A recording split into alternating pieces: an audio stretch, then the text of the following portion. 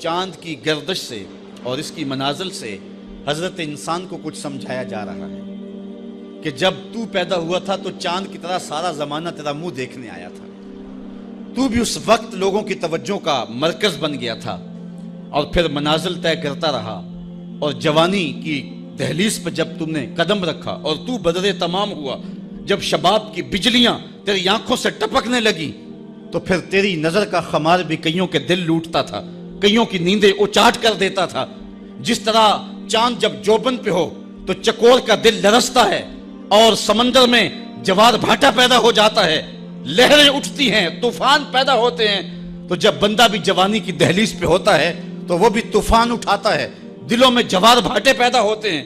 تو وہ لمحے بھی آئے کہ تو نے دلوں کی بستیاں اور دلوں کی دنیا پر ہلچل پیدا کر کے رکھ دی۔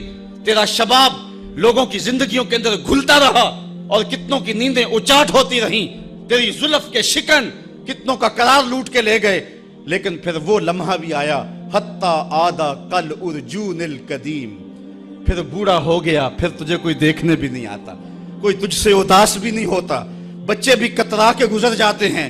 کہا انسان ذرا چاند کی منزلوں کو دیکھ، یہی چاند کتنا پیارا تھا، اور آج اسی چاند کو کوئی دیکھتا بھی نہیں ہے۔ بچہ جب پیدا ہوتا ہے تو اس کی مسکراہٹ دل کھینچتی ہے، اور جب بوڑھا مسکراتا ہے تو اس وقت جو ہے لوگوں کی توجہ نہیں ہوتی۔ بچے کی زبان جو ہے وہ اڑ اڑ کے جب بولتا ہے تو اس کی توتلی زبان کا حسن دلوں میں نکھار پیدا کرتا ہے، ماں بھی بلہاری جاتی ہے، باپ بھی صدقے جاتا ہے، بہنیں بھی جو ہے وہ قربان جاتی ہیں۔ تو بچے کا ٹوٹا لہجہ اور توتلی زبان خوشیوں کی ایک لہر ہوتی ہے، لیکن جب بڑھاپے میں فالج کی وجہ سے زبان میں لکنت آ جائے، اب توتلا پن پیدا ہو جائے، اب زبان اٹکنے لگے، تو بچے بھی مذاق اڑاتے ہیں۔ ایک لمحہ وہ تھا کہ زبان توتلی تھی تو حسن تھا، آج لمحہ وہ گیا کہ حتی آدھا کل ارجون القدیم، کھجور کی ٹہنی سے جب پھل توڑ لیا جائے، اب اس ٹہنی کو کون پوچھتا ہے؟ جب تک پھل آیا نہیں تھا وہ ٹہنی اچھی لگتی تھی، مالی سنبھال کے رکھتا تھا، جڑوں کو بھی پانی دیتا تھا، اور خیال کرتا تھا کہ کوئی ایسا نقصان نہ ہو کہ یہ پودا جو ہے وہ مرجھا جائے۔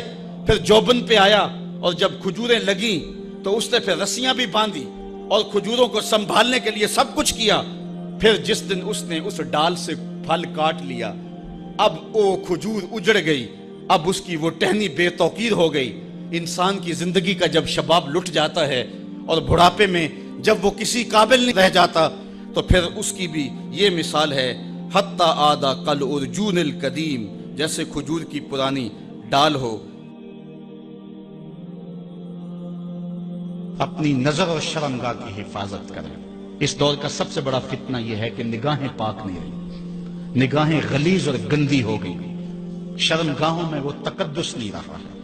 حضور علیہ السلام نے ارشاد فرمایا، من زنا زنیا بہی ولو بہی تانے دارے ہی، جس شخص نے زنا کیا یہ عمل اس کے گھر بھی لوٹے گا، اگرچہ اونچی اونچی دیواریں کیوں نہیں کر دیتا۔ یہ مکافات عمل ہے۔ گندم از گندم بروید جو ز جو، از مکافات عمل غافل مشو۔ گندم بو گے تو گندم کاٹو گے، جو بو گے تو جو کاٹو گے۔ نظر کو تقدس دو، نظر کو پاکیزگی دو۔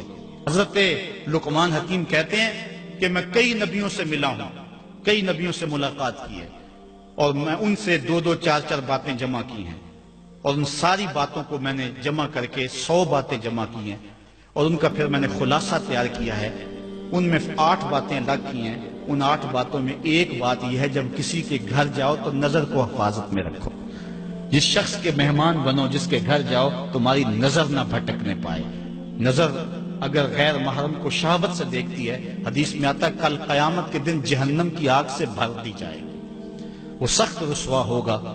آج میڈیا کی آوارگی اور انٹرنیٹ پہ جو کچھ ہو رہا ہے، ٹیلی ویژن اور سینما جو بدتمیزی پھیلا رہے ہیں، اور موبائل پیکج جس طرح بے حیائی کو فروغ ہو رہا ہے، ہم اس کے خلاف پوری قوت کے ساتھ بند باندھیں۔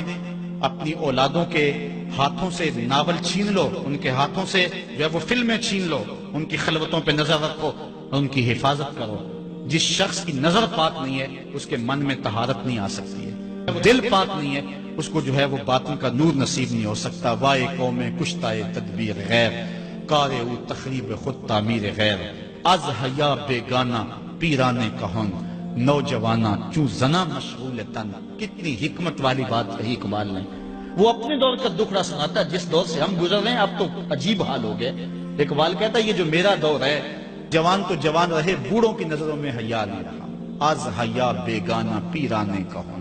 بوڑھے لوگوں کی آنکھوں میں بھی اقبال کہتا ہے حیا نہیں رہا. نوجوانا چوں زنا مشغول تن.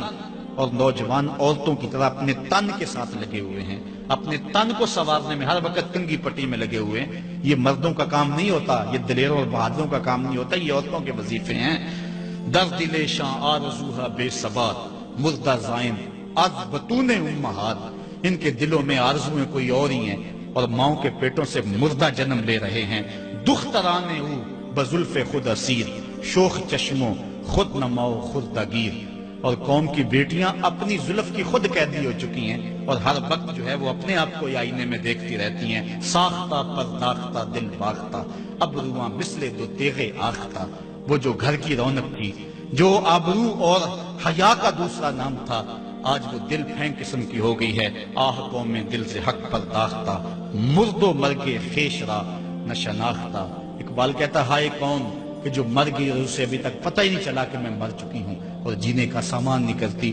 حضور نے فرمایا ہر دین کی کوئی پہچان ہوتی ہے، میرے دین کی پہچان حیا ہے.